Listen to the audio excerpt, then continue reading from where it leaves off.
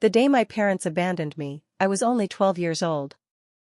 I still remember standing on my grandfather's porch with one small suitcase beside me, watching my father's car engine running. My mother stepped out of the car and looked at me. "Your grandfather will take care of you." I stared at her. "What do you mean?" She avoided my eyes. "Just behave yourself, sweetheart." "Mom, when are you coming back?" She didn't answer. I looked at my father. "Dad?" He wouldn't even look at me. Then my mother got into the car. I ran toward the driveway. "Mom. Please." The car began moving.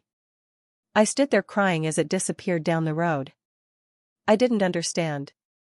I was their daughter. Why would my own parents leave me like I meant nothing? Then the front door opened. My grandfather, Arthur, stood there. He was an elderly man with silver hair, tired eyes, and a quiet face. He looked at my suitcase. Then he looked down the road. He understood everything without asking. "Come inside, sweetheart." I wiped my tears. "Are they coming back?" Grandpa paused. Then he gently placed his hand on my shoulder. "Not everyone who leaves deserves to be chased." I didn't understand those words. Not then. That first night, I slept in a small bedroom at the end of the hallway. I cried into my pillow because I kept thinking my parents might suddenly walk through the door. They didn't. The next morning, Grandpa made breakfast. He didn't ask me why I was crying. He simply put a plate in front of me. "Eat." "I don't feel hungry." "I know." He sat across from me. "But you still need to eat." That was Grandpa. He never forced me to talk. He just stayed. Slowly, he became my family. He taught me how to plant flowers, repair broken things, save money, and stand on my own feet. Years passed. I stopped waiting for my parents to come back. But there was one thing I couldn't understand. Why had they abandoned me? Then, when I was 24, I began noticing something strange. Whenever my parents called, they never asked about me. They asked about Grandpa. Was he healthy? Was he still living at the farm? Did he still own the land? And one evening, my mother finally asked the question that made my heart stop. "Has Grandpa ever talked about his will?" I slowly put the phone away from my ear.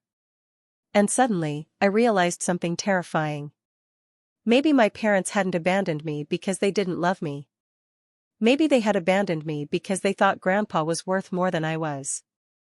After that phone call, I couldn't look at my parents the same way. For years, I had believed they simply didn't want me.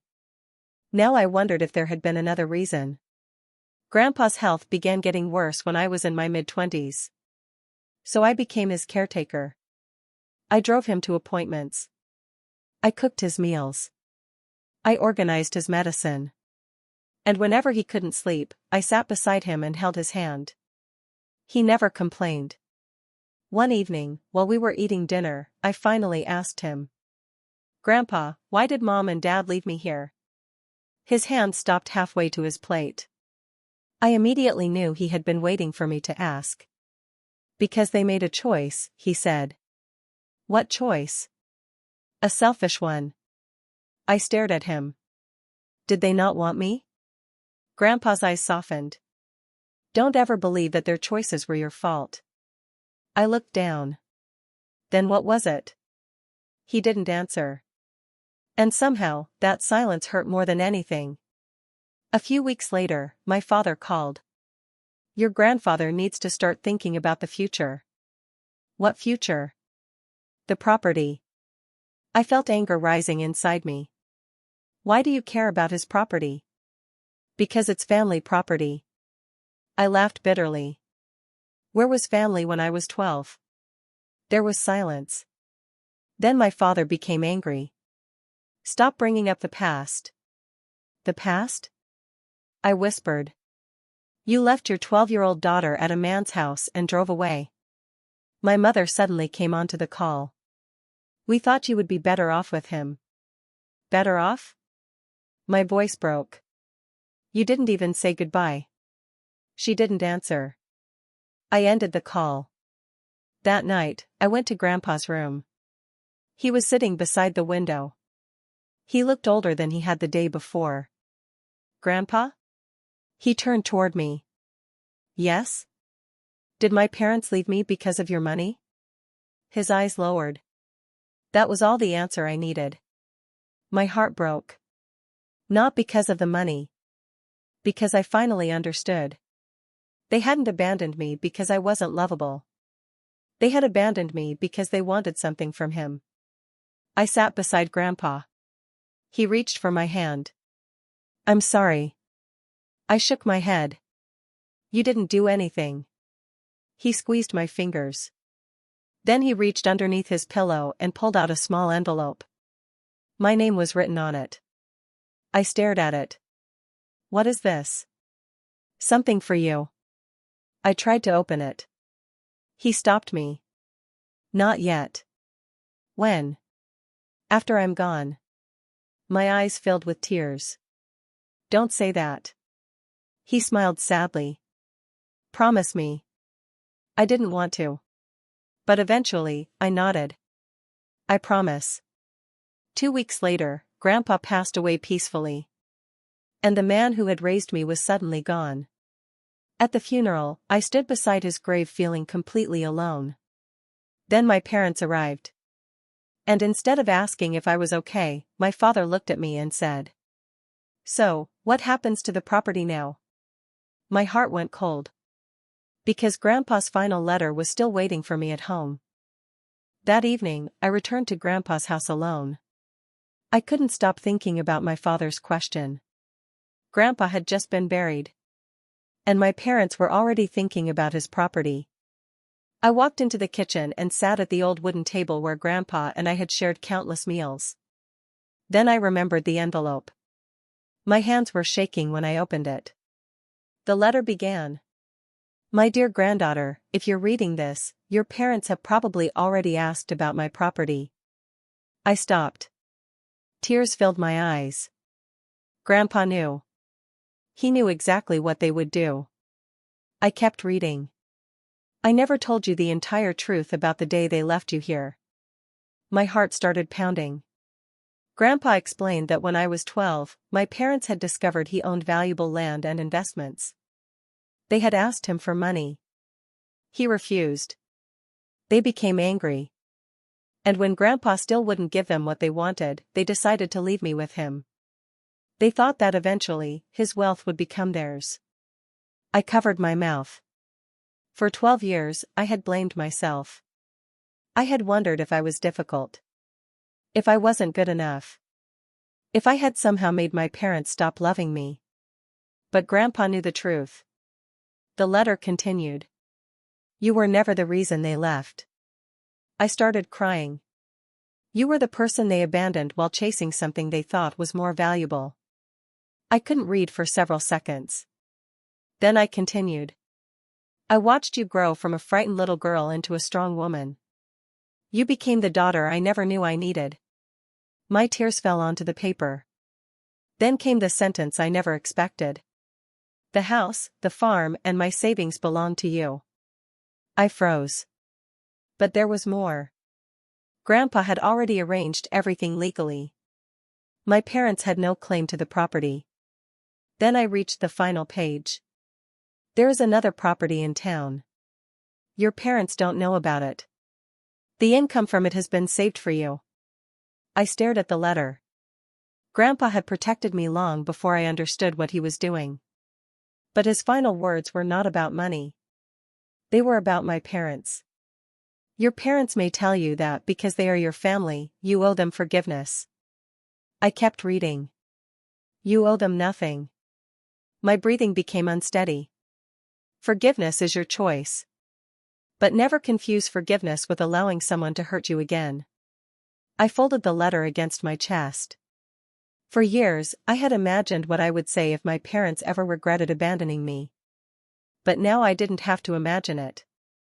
Because they were coming. The next morning, my parents arrived at Grandpa's house. My father walked through the front door like he already owned it.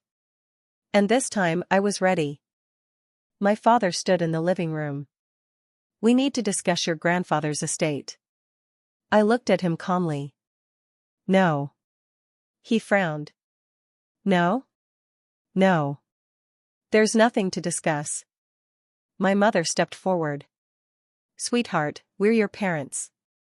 I almost laughed. "Now you remember?" Her expression changed. My father became angry. "Watch your attitude." I reached into my bag and pulled out Grandpa's letter. My father's face immediately changed. "What is that?" "Grandpa's final letter." My mother reached for it. I pulled it away. "You don't get to read it. He was my father. And I was your daughter." Silence. For once, neither of them had an answer. I told them Grandpa had left the house, land, savings, and other assets to me. My father's face turned red. "That can't be right." "It is. He would never do that." I looked directly at him. "He did." My mother started crying. "You're really going to take everything from your own parents?" I shook my head. "I'm not taking anything from you." Then I placed the letter on the table. "I'm refusing to give you something you never earned." My father stared at me. I told them about the second property Grandpa had left me. The rental income. The savings. Everything they had never known existed. My mother sat down. My father became completely silent.